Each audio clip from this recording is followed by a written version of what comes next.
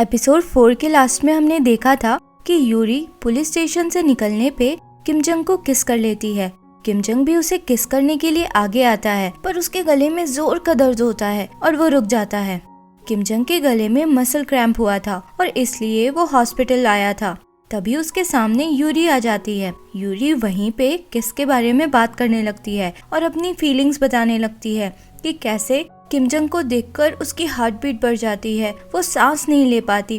किम जंग बहुत हैरान था ये सब सुनकर और उसे बहुत एम्बैरेसिंग लग रहा था, क्योंकि यूरी डॉक्टर के सामने ही ये सब कुछ कह रही थी। वो चिल्लाकर कहता है कि ये सब क्या बोल रही हो, पागल हो गई हो क्या।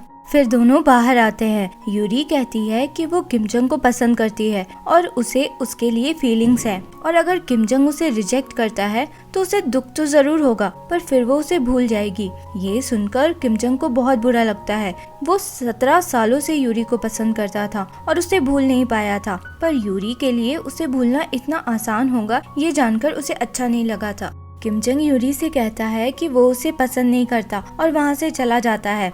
इधर यूरी का एम्प्लॉय जून उसे बताता है कि किम जंग ने उसे पार्ट टाइम जॉब ऑफर किया है। उसका काम है हर दिन यूरी को सेफली घर तक पहुंचाना। ये सुनकर यूरी भड़क जाती है कि उसे अगर मेरी इतनी चिंता है तो वो खुद मुझे पहुंचाए, तुमसे क्यों कहा। अगले सीन में हम देखते हैं कि यूरी उस सोशल वर्कर पे चिल्ला रही थी जिसने सुआ और जिया के घर का इंस्पेक्शन किया था। यूरी का कहना था कि सोशल वर्कर की लापरवाही की वजह से सुआ के साथ इतना अब्यूज हुआ था। उसे घर की हालत देखकर समझ जाना चाहिए था और बच्चों को वहाँ से निकालना चाहिए था।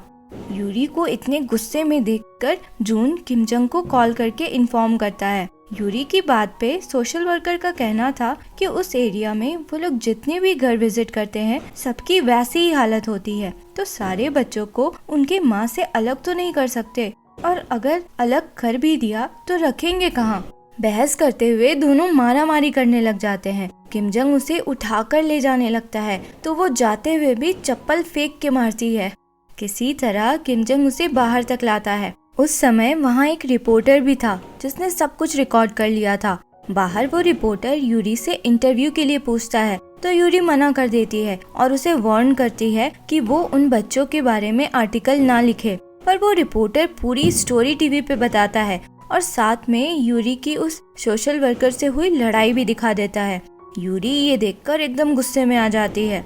अगले दिन जून यूरी को बताता है कि उसकी लड़ाई वाली वीडियो देखकर सब लोग उस सोशल वर्कर की बुराई कर रहे हैं और उसके लिए हेट कमेंट्स पोस्ट कर रहे हैं। ये जानकर यूरी को थोड़ा बुरा सा लगता है। तभी वो सोशल वर्कर कैफे आती है। उसे देखकर यूरी को लगता है कि ये पक्का उससे झगड़ा करने आई है, पर वो सोशल वर्कर एकदम जोर जोर से रोने लग जाती है। यूरी उस दिन के लिए माफी मांगती है, पर वो सोशल वर्कर खुद की ही गलती बताती है। वो बात रखती है कि अगर वो लोग बच्चों को उनके घर से हटा भी देते हैं ना, तो शेल्टर्स बच्चों को लेने से मना कर देते हैं क्योंकि वो सब ऑलरेडी फुल होते हैं, और फिर बच्चों को वापस उनके घर भेज दिया जाता है। पर फिर भी वो बहुत ज्यादा गिल्ट में थी। उसे लग रहा था कि उसकी वजह से मासूम बच्चों के साथ ऐसा हुआ। वो बताते हुए रोने लग जाती है। यूरी भी उसकी मजबूरी जानकर और उसे रोता देखकर रोने लग जाती है। अगले सीन में हम किम जंग को देखते हैं जो टीवी पे यूरी का इंटरव्यू देखता है और अचानक से चौंक जाता है, क्योंकि यूरी ने तो पहले इंटरव्यू देने से मना कर दिया था। इंटरव्यू के दौरान एक दूसरा आदमी कहता है कि सारी गलती उस सोशल वर्कर की है जिससे ये केस मिला था, उसे ज्यादा ध्यान देना चाहिए था। तो यूरी कहती है कि गलती उसकी नहीं थी, वो तो बस अपना काम कर रही थी, गलती सिस्टम की है, इसलिए ज्यादा पैसों की जरूरत है ताकि ज्यादा से ज्यादा शेल्टर्स बनाया जा सके जिससे ज्यादा बच्चों को रहने की जगह मिले। टीवी में आने के बाद से यूरी काफी पॉपुलर हो गई थी और उसके कैफे में भीड़ लगी रहती थी। एक लेडी यूरी से लीगल एडवाइस लेने आई थी। उस लेडी पे फिजिकल असॉल्ट का चार्ज लगा था। वो बताती है कि वो एक घर में हाउसकीपर की नौकरी कर रही थी। वहाँ के ओनर को उसके लिए फीलिंग्स थी। उसने कई बारी मना किया था, पर एक दिन वो ओनर उसे जबरदस्ती किस करने की कोशिश करने लगा था। पास में गर्म पानी का केटल था, तो उसने खुद को बचाने के लिए वो पानी अपने ओनर पे फेंक दिया था। उस लेडी की बात सुनकर यूरी उसे एडवाइस देती है कि वो अपने चार्ज के अगेंस्ट एक अपील फाइल करे। यूरी अपील के लिए पेपर्स निकालने किम जंग को कोर्ट हाउस भेजती है। वो पेपर्स निकाल के सारे पेपर्स एक बार ऐसे ही पढ़ता है, तभी उसके दोस्त का कॉल आता है। उसने अपने दोस्त से कुछ पेपर्स मंगवाए थे जिससे वो अपने डैड और दोहान ग्रुप के बीच की अंडरस्टैंडिंग को समझ पाए। यही सब सोचता हुआ वो वापस आता है तो उसे रियलाइज होता है कि अपील वाले पेपर्स तो वो रेस्टोरेंट में ही भूल आया। वो वापस जाता है लेने, पर रेस्टोरेंट बंद हो चुका था। यूरी परेशान होने लगती है क्योंकि अगले दिन अपील फाइल करने का आखिरी दिन था। बट किम जंग जीनियस था। उसने एक बार ही पेपर पढ़ा था, पर उसे पूरा लाइन बाय लाइन मेमोराइज हो गया था और वो पूरा अपनी याद से ही टाइप करने लगता है। यूरी उसे इतना फॉर्म में देखकर बहुत इम्प्रेस हो रही थी। किम जंग काम खत्म करता है तो देखता है कि यूरी वहीं सो गई थी। किम जंग उसे बहुत प्यार से देखता हुआ खुद भी वैसे ही सो जाता है। अगले दिन यूरी अपने क्लाइंट को किम जंग से इंट्रोड्यूस करा के कहती है कि ये मेरे कैफे का ऑफिशियल लीगल एडवाइजर है। यूरी फिर किम जंग के साथ अपने क्लाइंट के बॉस से मिलने जाती है। उससे बात करने पे ये पता चलता है कि उस आदमी को अपने किए पे कुछ पछतावा नहीं था, बल्कि वो कहता है कि उसने कुछ गलत नहीं किया। उसे वो औरत पसंद थी, इसलिए उसने किस करना चाहा। अपनी फीलिंग्स दिखाना कुछ गलत नहीं है। ये सुनकर किम जंग उसके एकदम पास आकर किस करने जैसा करता है और कहता है कि तो मतलब मुझे तुम पसंद आ गए तो मैं किस कर लूं।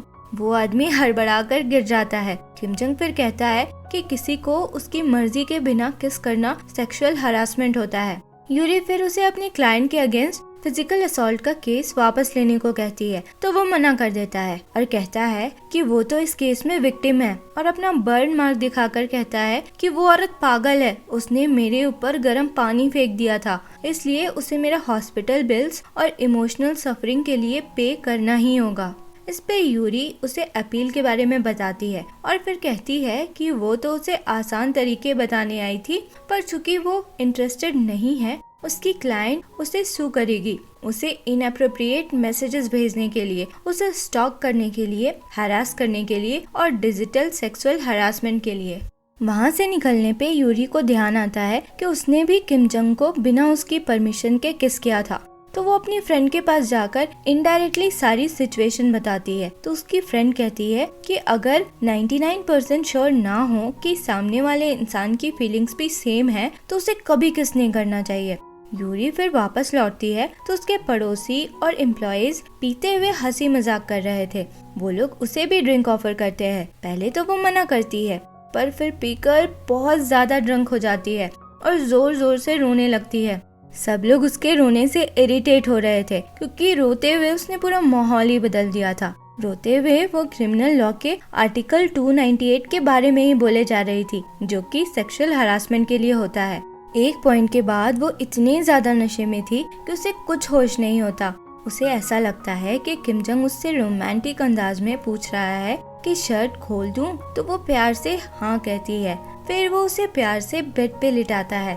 उसके बाद यूरी की नींद सीधे सुबह खुलती है और उसे पिछली रात का सीन याद आने लगता है कि पहले तो वो किम जंग के पास आकर कहने लगती है कि मैंने तुम्हें तुम्हारी मर्जी के अगेंस्ट किस किया, ये आर्टिकल 298 के अकॉर्डिंग सेक्सुअल हरासमेंट है। फिर रोते हुए कहने लगती है कि प्लीज मुझे माफ कर दो, मुझ पे केस मत कर देना। यूरी को फिर गले में खराश जैसा फील होता है, तो उसे याद आता है कि रात में वो चिल्ला चिल्लाकर एम्बैरेसिंग लव सॉन्ग्स गा रही थी। यूरी को फिर याद आता है कि किम जंग उसे अंदर ले गया तो यूरी वॉमिटिंग जैसा करने लगी थी। तो किम जंग उसके मुंह पे हाथ रख के उसे बाथरूम तक ले जा रहा था, पर उसने उसके हाथ और अपने शर्ट में ही वॉमिट कर दिया था। इसलिए किम जंग ने उसका शर्ट खोला था उसे धोने के लिए। यूरी को पिछली रात का सब याद आ गया था और वो बहुत एम्बैरेस्ड फील कर रही थी। वो बाहर निकली तो किम जंग अपने टेरेस पे ही था। वो पिछली रात के लिए माफी मांगती है और ये भी कहती है कि उसने बस अपनी फीलिंग्स के बारे में सोचा है, ये नहीं सोचा कि वो उससे कितना अनकंफर्टेबल फील करता होगा, और इसलिए वो आगे से कभी उसे उस तरह से परेशान नहीं करेगी और वहाँ से चली जाती है। पर ये सुनकर किम जंग थोड़ा सैड सा हो जाता है। अगले सीन में यूरी अपने पुराने बॉस से मिलती है जो अब दोहान कंस्ट्रक्शन के लिए काम किया करता था। उससे यूरी को कंफर्मेशन मिल जाता है कि दोहान के आदमी ने ही उसके कैफे में तोड़फोड़ करके किम जंग के डॉग को मार दिया था। वो यूरी को दोहान कंस्ट्रक्शन से दूर रहने को कहता है और एक कॉमिक्स देता है पढ़ने। जिसमें इनडायरेक्टली दुहान के बारे में बहुत सी इंफॉर्मेशन थी। ये वही कॉमिक्स था जो किम जंग ने लिखा था। इधर किम जंग अपने पब्लिशर के पास जाता है। उसके पब्लिशर ने उसके कहने पे इंफॉर्मेशन जमा करके रखा था और 2 लोगों के बारे में बताता है जो दुहान के ली प्यून के लिए काम करता था। उसमें से एक वही था जिसने कैफे में अटैक करके किम जंग के डॉग को मार दिया था। किम जंग उसी आदमी को ड्रग डीलर बनकर मैसेज करके बुलाता है। वो आदमी आने पे समझ जाता है और वहाँ से भागने की कोशिश करता है तो किम जंग उसे पकड़ के मारता है। दोनों में हाथापाई होती है। किम जंग को भी चोट लगती है। वो आदमी मार खाता हुआ पूछता है किम जंग से कि तुम हो कौन, तो किम जंग उसे पंचेस मारता हुआ कहता है कि मैं उसी डॉग का ओनर हूँ। किम जंग फिर उस आदमी को लेकर ली प्यून के पास जाता है। ली प्यून किम जंग को पहचान लेता है क्योंकि दोनों तो रिलेटिव्स ही थे। किम जंग उसे धमकाते हुए कहता है कि मेरे आसपास जो लोग हैं उनसे दूर रहो। ली प्यून समझ जाता है कि वो यूरी के बारे में बात कर रहा था। वो यूरी के बारे में उल्टी सीधी बातें करता है जिससे किम जंग एकदम गुस्से में आ जाता है। ली प्यून थोड़ा डर के फिर कहने लगता है कि मैं तो बस यूरी को थोड़ा डराना चाहता था, पर वो ही मेरे रास्ते में बार बार आ जाती थी। किम जंग उस पर बहुत चिल्लाता है और उससे कहता है कि दोबारा यूरी को तंग किया तो तुम्हें बर्बाद कर दूंगा। लास्ट सीन में हम देखते हैं कि यूरी जब लौटती है तो किम जंग बाहर ही बैठा था। उसके चेहरे पे चोट देखकर यूरी एकदम परेशान हो जाती है और उसके फेस पे हाथ रखकर पूछने लगती है कि तुम्हें क्या हो गया। फिर उसे अपना प्रॉमिस याद आता है और वो कहती है नो मीन्स नो और वहाँ से जाने लगती है। तो किम जंग उससे रोकता है और उसका हाथ खुद अपने फेस पे रखता है और कहता है कि मुझे ऐसा नहीं करना चाहिए। मुझे पता है कि ये सब तुम्हारे लिए कितना कंफ्यूजिंग हो सकता है, पर आज का दिन मेरे लिए बहुत मुश्किल था। फिर किम जंग उससे हक करने के लिए पूछता है तो वो हाँ कहती है और दोनों हक करते हैं। यूरी उसे काम करने की कोशिश करती है और ये एपिसोड यही खत्म होता है। अगर आपको एक्सप्लेनेशन पसंद आया हो तो लाइक, शेयर एंड सब्सक्राइब करें। मिलते हैं अगले एपिसोड में। Thank you for watching.